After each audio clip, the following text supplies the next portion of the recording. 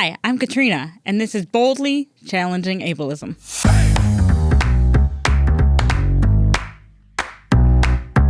I'm your host, Katrina Simons. I'm the Community Program Specialist at the Institute on Community Integration at the University of Minnesota. This program explores various topics that impact people with disabilities in our community. Each episode addresses a different aspect of our society within the context of ableism. Ableism is the prejudice that stems from the belief or belief system that assumes someone is less capable or less worthy because of a real or perceived difference in ability or function. On this program, we hope to answer some questions you may have been afraid to ask, or maybe some you didn't even know you had. Thanks for joining us. I hope you enjoy the conversation.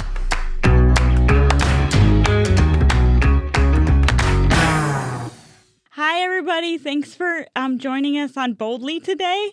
We're really excited because today we're going to talk about transition, which is a topic that is really exciting to me. I did an internship in it when I was in college. And we have Renáta here today, who's been at ICI for 20 years, and we're just really happy to have her here. So thanks for coming. Thanks, Trina. It's great to be here with you. Okay, so you're here to talk to us about transition. But first, can you tell us a little bit about yourself and your role here at ICI?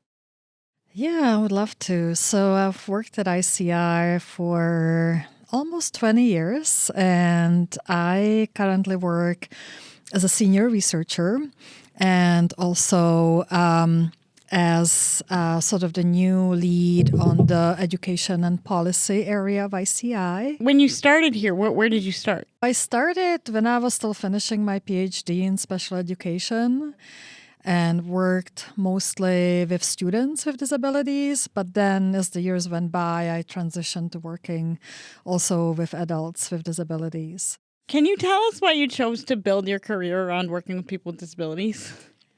Yeah, so I am originally from the Czech Republic. At the time, it was Czechoslovakia. And I actually got my bachelor's in England in psychology, and I went back to the Czech Republic working in an orphanage for children with really severe, profound disabilities. And so I really wanted to do something to educate myself, but also the people around me, how to better interact, communicate, support children and adults, young adults with disabilities. At the time, it was in the Czech Republic, but of course, here when I came here. So you started as a special ed teacher. I started as an educational psychologist, but I only had a bachelor's degree at the time, so I was only an assistant. But I was asked to do very direct support and consultation at the time, and I wasn't quite ready or prepared, and that's why I wanted to educate myself more, and I came for graduate school to the University of Minnesota, specifically in special education, and then finished my graduate degrees, and then started working at ICI. What is your favorite thing about your job? I love that at ICI, it is so interdisciplinary that, me coming out of special education, I can work with people, like yourself and others who are in social work and law and psychology, child development, and that's really exciting. I can also, coming out of special education, I also can do a lot of work with adults with disabilities and transition age in between. And so there's a lot of opportunity for creativity, innovation, and really working on issues that are currently relevant, be it in the community here or nationally, in my work also internationally.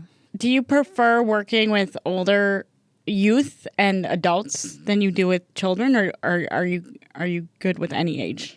My preference has always been kind of upper middle school, high school, not little kids. And then when I came here, there was work to be done with adults, so I kind of transitioned to that area too. But my favorite area is the transition period between high school and adulthood. Like 18 to 30-ish? Maybe 16 to 30, yeah. Mm-hmm. Mm. And how did you know that was your favorite age group? Well, it's because at that age, there's just a lot that changes, that happens, a lot of questions that come up developmentally. So when I studied psychology, that was kind of an age group that was really interesting. And also because it's very challenging with services and supports and just generally, whether you have a disability or not, it's just an age that requires a lot of thinking and processing feelings and having to develop new friendships and just a lot going on. What is your transition-oriented work focused on, and what do you hope the outcome of the research will be? Part of my work and the team that I work with is focusing on a better coordination of the transition systems between healthcare, education, and vocational rehabilitation. But it's also creating some kind of a system, at least in Minnesota, where the different professionals can actually communicate about a young adult with a disability so that the family is not forced to go to so many different places to resolve issues across those sectors. So if you are not as familiar with the disability support sector, so usually in the pediatric range, we worry about where people are going to go to school and where they're going to get their medical care. And then as people with disabilities and significant needs from those disabilities sort of age, we think of it more as where you're going to work, where you're going to live, and where you're going to get your medical care. So it gets a little bit more complex because there's more systems involved. And then in addition, we have the Individuals with Disabilities Education Act, which actually mandates a degree of coordination that doesn't extend to adulthood. So that's what that coordination piece you're talking about, that's what that refers to then? Yes. And so it's really working in the ages 16 to 26.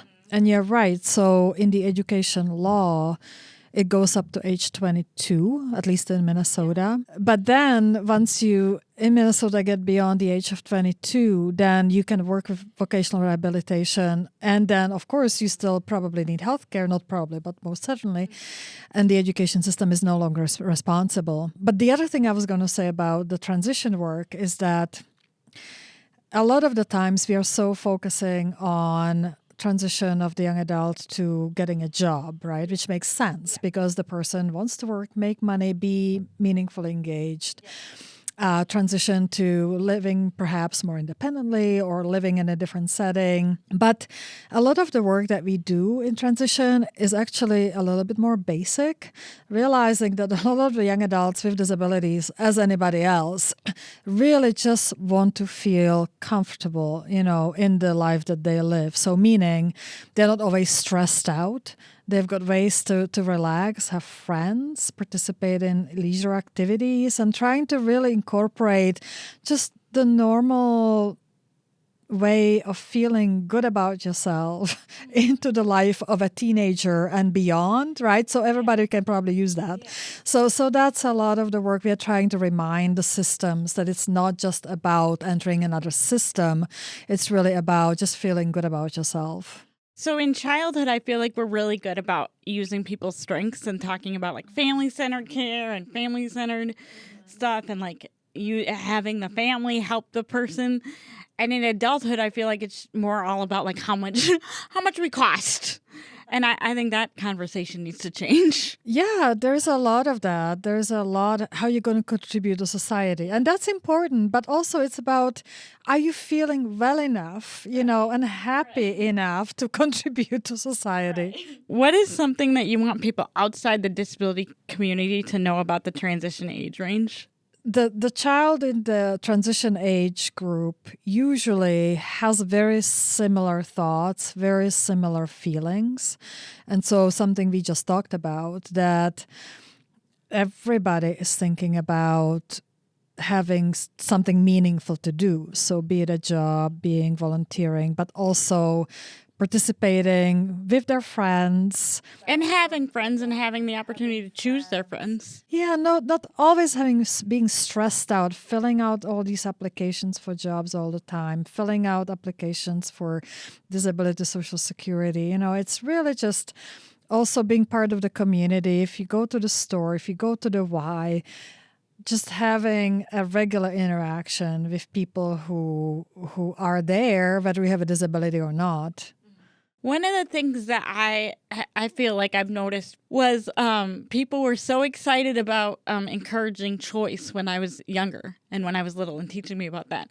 And then when I became an adult, it was you can have the option that's the cheapest. And if there's choices in the cheapest area, then you can have something that costs the same price.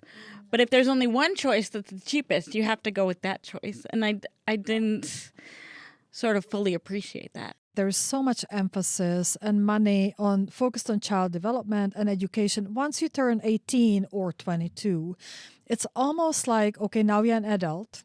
In the adult system, you figure it out. There's not this creating a comfort zone and all these supports and materials and curricula. Suddenly there's like this hole of trying to figure it out. So yeah, I mean, the comment about selecting among cheapest options and the lowest cost, certainly I've seen that. And all of a sudden you're supposed to understand that the cheapest cost is the right way to go. And and you were not supposed to understand that a year before when you were in the pediatric system. Yeah, and then it kind of changes again, right? In the senior age. Yeah. When you're adult in a senior age group, then I hear quite a bit that then you're getting additional supports once you turn, say, 65. But that age between 22 and 65, that's like most of your life.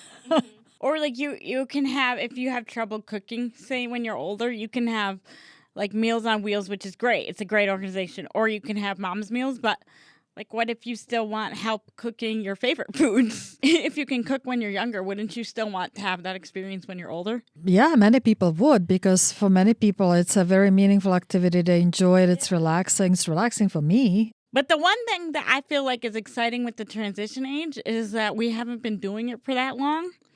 And so there's a lot to still kind of figure out. Yeah. In the U.S., the approach to transition, specifically for young adults with disabilities, is very specific. And it's one of the very few countries in the world that has transition written into an education law. Yep. And that's why there are supports and services, and there's funding allocated to transition services. But it tends to be a segregated program under a special education law because, again, the U.S. is one of the very few countries in the world that has the laws separated: special education law, general education law.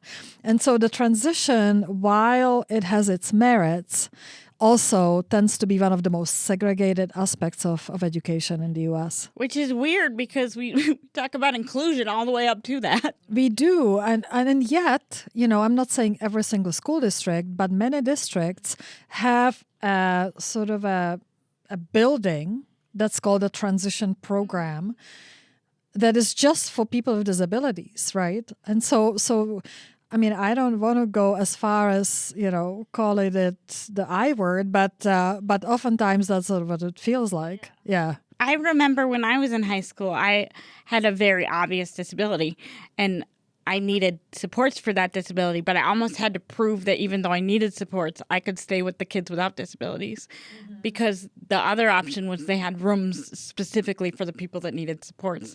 And some of the regular ed teachers were supportive and some of them weren't. And some of the special ed teachers were supportive and some of them weren't. And it's true that some staff in the transition programs are really progressive and they are trying to make connections with the community. But especially for the students with more significant disabilities, there is issues. And then a lot of programs, for example, some districts have like a little coffee shop where students with disabilities try to learn their skills.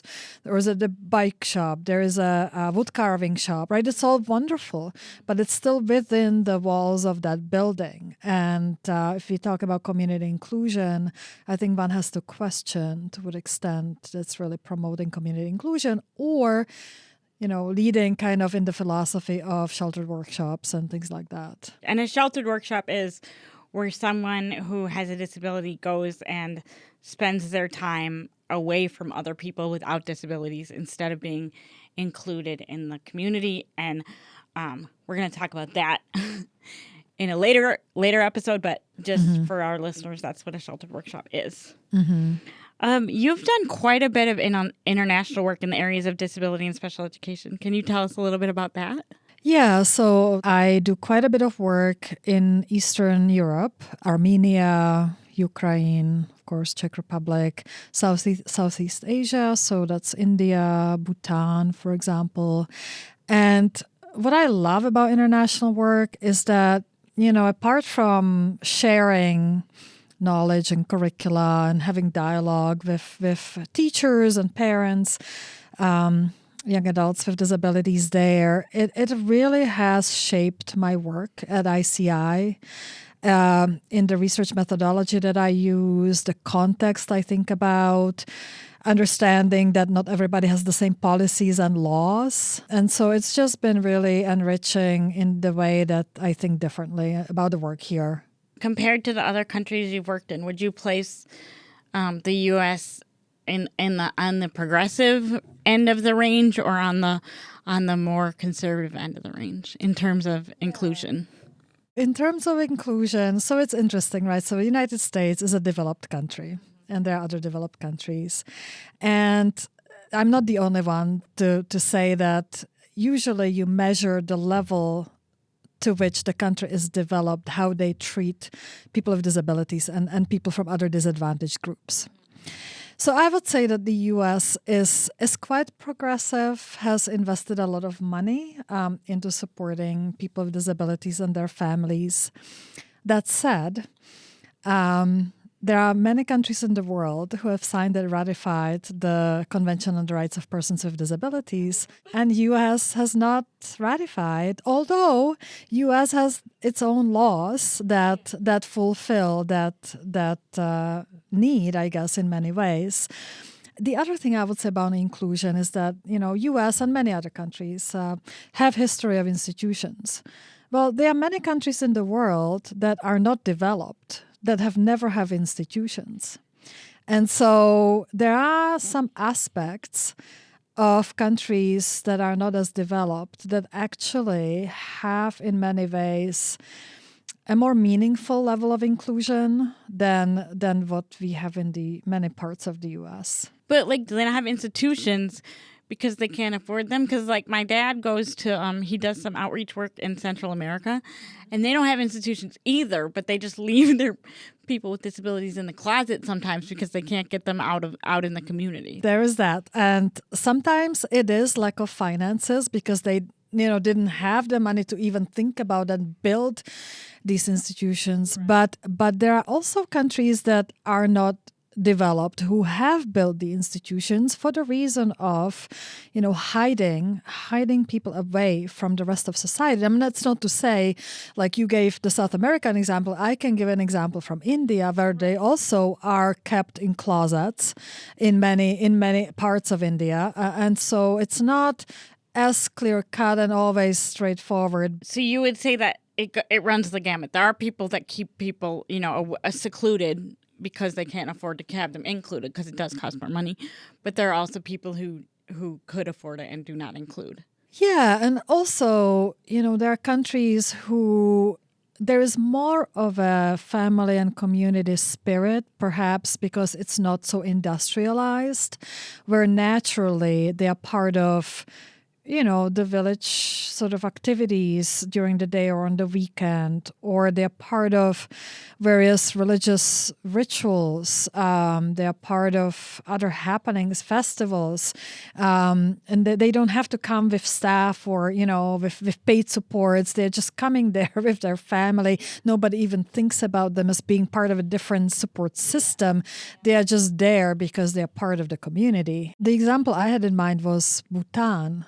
It's a kingdom. It's in the Himalayan mountains. It's so mountainous that you can't even, so the people who are included in the community or as through their families, they are there, and there's not a lot else, but they're just considered part of being everything that's happening on daily or weekly basis. That because there's no institutions, there's often no school, and so back to kind of the idea of inclusion, while they may not be getting the support somebody in the US would be getting, which is great, but there are other alternative means, for them to be included. So I knew this person when he was in high school, and he had Duchenne's muscular dystrophy, which is a condition where you, by the time you're sort of a teenager, you're using a wheelchair, and then it's progressive. So he was living in a small town in Oregon, and they made it so that he could like throw the football so that it could go through the field goal, and he really enjoyed it. And he had, tons of peers and tons of friends. And then when he moved here to Minnesota, all of a sudden everybody was like, well, we don't have that, but we have like this system. And he hated it. He just hated it because his inclusion had felt so much more natural. I think that's what I was trying to get at. Mm-hmm. And I think too, you'll see it a lot on like social media and stuff. They always show pictures of like people with Down syndrome who are younger and are being super included. But then I always wonder, like, how does that work when they grow up? Right, when they transition into adulthood. What else can we know or do to help the youth you work on behalf of to have a successful transition? Like, what can we do as just regular people, not even people who work in disability? Well, I think we just need to be a little bit more curious about what is happening, and that there are people who may need more supports, but they want to do the same things as we do. And so just paying attention in the news, paying attention when you go grocery shopping, to exercise, and asking families how is this going? So that we figure out what kind of connections we can help make in the community. So it's not just through the system. And I think at our institute, we have a great opportunity to work as professionals, but we also make connections with families, with individuals, with schools. And so just really building awareness, and you and I talking, on the radio, I think is really important for speaking not just to the audience we typically speak to. And I feel this isn't always true, but I feel like sometimes people with disabilities, we especially assume that they can't do something, and they might not be able to do everything, but sometimes the things that they can do, they're very, very, very good at. When I was coming here to speak to you, I overheard one of the persons with disabilities here. He was talking about dance. And so, I dance too. So we were talking about our respective dance interests, even though each of us has totally different set of disabilities and abilities. and so connecting around an issue like dance, which is very social, that can be really inclusive. I think those are the conversations we need to have. Yeah, well, and I know somebody who, she has a little bit more involvement than me. So she's in a wheelchair. I don't think she does much independent movement at all, like much independent or volitional movement. But she runs Zumba once a week, and she loves it, and all the people there love it. Yeah, that's right. And so who is it to tell that that person is not able to do things like that? She feels really valued and empowered in that environment. And I think the people that are with her also feel really valued and empowered because she's so excited to be there. Yeah. She gets A+ for enthusiasm, even on Mondays. That's how I feel in my dance practice on Mondays. Yeah, and actually, having somebody like that call out the next move would help me immensely. Yeah, it's really good for her too because she's working on sequencing in something that she does. It's a goal of hers in some area. So yeah. What else would you like to tell us? Either about transition or about people with disabilities or about anything else you want. I think, I just want to maybe emphasize and elaborate on the concept of, the having services and supports and financing for those services in place is really critical. And I think U.S. does a great job at that and can be an example for many countries. But I just came back from Cuba, and there, of course, there's a lot of poverty and there's a lot of issues with government. But there is a level of humanity that happens between... In Cuba? Yeah, that's just an example. Okay. Yeah. Sorry, I was just reviewing the country. Yeah. Okay. So a level of humanity that happens between, the educators and people in the community, persons with disabilities and others who need support, that is very natural. So sort of a natural inclusion, natural support. And I think we underestimate the level of kind of the personal relationships in supports. We kind of try to take that out and then put in the formal supports. And so getting the balance between really natural community-based supports and supports that are paid through the system, I think need to be a little bit better balanced. That's interesting that you say that, because I really struggle with natural supports, because as long as I've been working in this field, and I don't mean living in this field, which I do both, so it's kind of complicated, but as long as I've been working in this field, I have felt that natural supports is getting used as a way to kind of lower the costs of supporting people with disabilities, and I don't think that's an appropriate use of natural supports. Well, so I hear that, and I don't disagree. I would say, though, that when we overuse formal paid supports, we take out a lot of the natural relationships that people build with friends and with neighbors and, also family members, of course. So I think, too, because I work and live with the direct support crisis, it's hard for me to hear people say that we can mitigate that support crisis with the use of natural supports. I'm like, no, we can't. We can improve people's lives with the use of natural support, sure, but we can't pretend that if we just asked enough people, it would cost less to support people with disabilities. Yeah, no, I think your point is important too, so that we are not trying to excuse the sort of more formal supports to providing supports where it's really necessary, and others cannot do that. Right. Yeah. Right. I think we need both. Yeah. And I don't think we should twist our words around so that we hold ourselves less accountable, which I feel like is one thing that can happen. But yes, I think natural supports are important. I live like a block away from one sister and 2 blocks away from another sister, and they provide me with a lot of natural supports, and that works beautifully. Because I do all the Costco shopping for them, and I do all the grocery delivery. So then it's not really equal because I take a lot of their time, but we feel it works for us. Yeah, and that's what matters. So that it works for everybody, and everybody feels like they are interacting in a way that feels comfortable. Yeah, not that one person is like the only example, but natural supports can certainly work. Mm-hmm. Okay, well, thank you for coming. And thank you for the work that you do. It's really exciting, and I hope it gets easier, but I don't know if it will. Thank you for coming. Boldly Challenging Ableism is a co-production of AM 950, the progressive voice of Minnesota, and the Institute on Community Integration at the University of Minnesota. For more information, please visit ici.umn.edu.